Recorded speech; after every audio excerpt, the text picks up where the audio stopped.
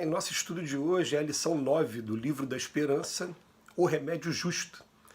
Começa com o Evangelho de Mateus, capítulo 5, versículo 5, Bem-aventurados que choram, porque serão consolados. E um trecho do capítulo 5, texto 12 do Evangelho segundo o Espiritismo. Por essas palavras, bem-aventurados aflitos, pois que serão consolados, Jesus aponta a compensação que hão de ter os que sofrem e a resignação que leva o padecente a bendizer o sofrimento como prelúdio da cura. Perguntas muitas vezes pela presença dos espíritos guardiães quando tudo indica que forças contrárias às tuas noções de segurança e conforto comparecem terríveis nos caminhos terrestres. Desastres, provações, enfermidades e flagelos inesperados arrancam-te indagações aflitivas. Onde os amigos desencarnados que protegem as criaturas? Como não puderam prevenir certos transes que te parecem desoladoras calamidades? Se aspiras, no entanto, a conhecer a atitude moral dos espíritos benfeitores diante dos padecimentos dessa matriz, consulta os corações que amam verdadeiramente na terra. Ausculta o sentimento das mães devotadas que bendizem com lágrimas as grades do manicômio para os filhos que se desvairaram no vício, de modo a que não se transfiram da loucura para a criminalidade confessa. Ouve os gemidos de amargura suprema dos pais amorosos que entregam os rebentos do próprio sangue no hospital para que lhes seja amputado esse ou aquele membro do corpo, a fim de que a moléstia corruptora, a que fizeram jus pelos erros do passado, não lhes abrevie a existência. Escuta as pessoas abnegadas quando compelidas a concordarem chorando com os suplícios do cárcere para os companheiros queridos, evitando-se-lhes a queda em fossas mais profundas de delinquência. Perquire o pensamento dos filhos afetuosos ao carregar esmagados de dor os pais endividados em doenças infecto-contagiosas na direção das casas de isolamento, a fim de que não se convertam em perigo para a comunidade. Todos eles trocam as frases de carinho e os dedos veludosos pelas palavras e pelas mãos de guardas e enfermeiros, algumas vezes desapiedados e frios, embora continuem mentalmente jungidos aos seres que mais amam, orando e trabalhando para que lhes retorne ao seio. Quando vejas alguém submetido aos mais duros entraves, não suponhas que esse alguém permaneça no ouvido por parte dos benfeitores espirituais que lhe seguem a marcha. O amor brilha e paira sobre todas as dificuldades, à maneira do sol que paira e brilha sobre todas as nuvens. Ao invés de revolta e desalento, oferece paz e esperança ao companheiro que chora, para que à frente de todo mal, todo bem prevaleça. Isso porque, onde existem almas sinceras à procura do bem, o sofrimento é sempre o remédio justo da vida para que junto delas não suceda o pior. O que o Emmanuel está querendo trazer para a gente hoje? A gente é convidado sim a passar por provações, expiações, padecimentos muito grandes aqui na Terra. E muitas das vezes a gente fala, mas vem cá, a gente estuda que existem aí anjo da guarda, espíritos familiares que nos protegem, que nos intuem, espíritos afins também. Onde estão eles nesses momentos de dificuldade? A gente lembra que, mas como sempre, a gente está sempre falando isso, que é um jargão nosso. No Pai Nosso, Jesus nos lembra de repetirmos sempre assim, não nos deixeis cair em tentação. Mas ele não fala em momento nenhum, afastai de mim a tentação. Não é esse o objetivo.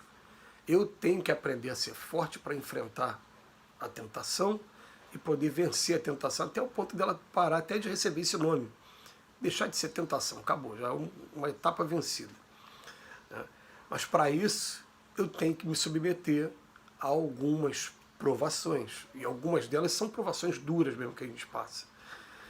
Emmanuel faz uma comparação com alguns quadros tristes, em que muitas das vezes a gente pensa que a pessoa está sozinha, mas, por exemplo, ele botou hospitais, ele falou de delinquência, falou aqui de presídios, e são situações que a gente teve a oportunidade de conviver bem de perto, de ver pais e mães queridos que nem pelo fato do filho estar passando por aquela situação de segregação, de estar lá cumprindo pena, nunca deixaram de amar os seus filhos e que vão fazer a carteirinha para estar fazendo a visita lá no presídio e aproveitam toda oportunidade, todos os segundos para estar junto com o filho, dar um beijo no filho e demonstrar o seu amor.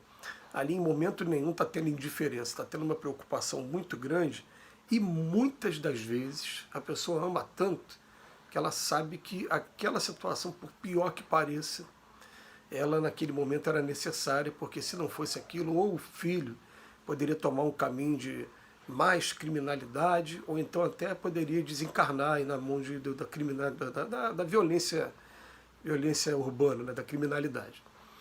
E isso acontece também com o hospital, principalmente. Todo mundo quer ter a pessoa que ama dentro de casa, mas tem alguns momentos que a gente sabe que a nossa casa não vai dar o suporte necessário, vai ter que ser realmente as portas e as paredes de uma UTI, da sala vermelha, como a gente fala, né? E a gente, quando está na UTI, então, que a visita ou não existe visita, ou quando existe visita, é uma visita de 1 horinha só por dia, é muito rápido e muito limitado ao número de pessoas. Esse causa ainda mais aflição naqueles que amam de verdade a pessoa e que querem ter um momento com a pessoa apenas para dar uma palavra de carinho, para dizer que estão orando, para dar um beijo, para demonstrar, né, que se importa com aquela pessoa, e passa por isso. Da mesma maneira, Emmanuel vem falar para a gente, os nossos anjos da guarda, eles estão do nosso lado e mais ainda, gente.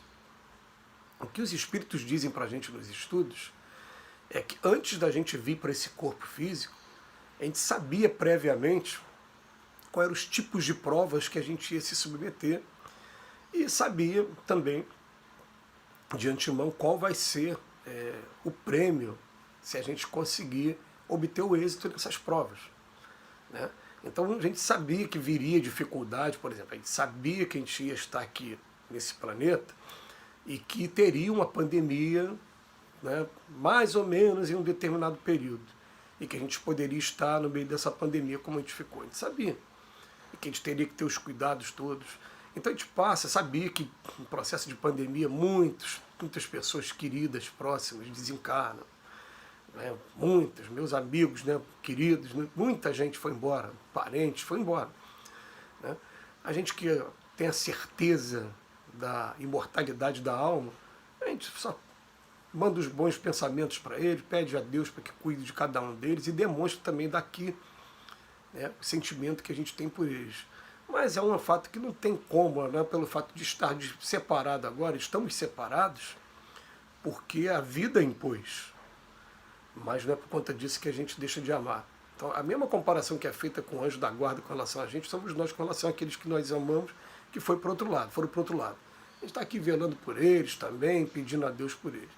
Mas a certeza de que você jamais está sozinho é uma coisa muito boa, e principalmente, eu estou falando a certeza, porque tem muita gente que tem a dúvida. A pessoa fica achando, essa coisa da religião, né, ensina um monte de coisa, mas não é bem por aí não, e a pessoa leva para um campo de ateísmo. Eu falei, não, quando você consegue ter a certeza de que eles estão do nosso lado para nos ajudar, eu tive essa certeza muitas vezes, a gente tem que se experimentar também, né, para poder ter essa certeza. Né? Eu me lembro de uma marcante, então, por exemplo, foi quando minha mãe desencarnou, e ela desencarnou num sábado, foram dias muito tristes, talvez os mais tristes da minha vida. E quando chegou na quarta-feira eu falei, agora eu vou sentar para chorar, agora eu quero deitar aqui, e a gente ficou só naquela agitação toda, né, de desfaz guarda-roupa, de consola meu pai, consola o irmão, consola a família, e tal, faz enterro, aquela parte toda. Quando chegou na quarta-feira eu falei, agora eu vou chorar. E não consegui chorar porque o sentimento que eu tive foi tão bom que teve uma hora que alguém me pegou no colo e eu falei, a minha mãe não está morta coisa nenhuma, minha mãe está viva, não existe morte. E aí comecei a mandar vibrações para ela, e até hoje a gente manda vibrações para ela, porque ela vai ser sempre uma pessoa querida aqui no meu coração. Mas não existe essa coisa de abandono, eles estão do nosso lado. Eles provam isso nesses momentos de aflição, quando vem acalmar a gente, quando vem trazer ânimo, quando vem trazer força. E a gente um dia vai ter essa noção lá do outro lado da vida, de que muita coisa deveria ter sido pior se não tivesse o auxílio deles o tempo todo do nosso lado, ou afastando algumas vezes alguns obstáculos, também fazem isso, mas a maioria das vezes ensinando a gente a suportar os obstáculos. Que Jesus nos abençoe hoje e sempre.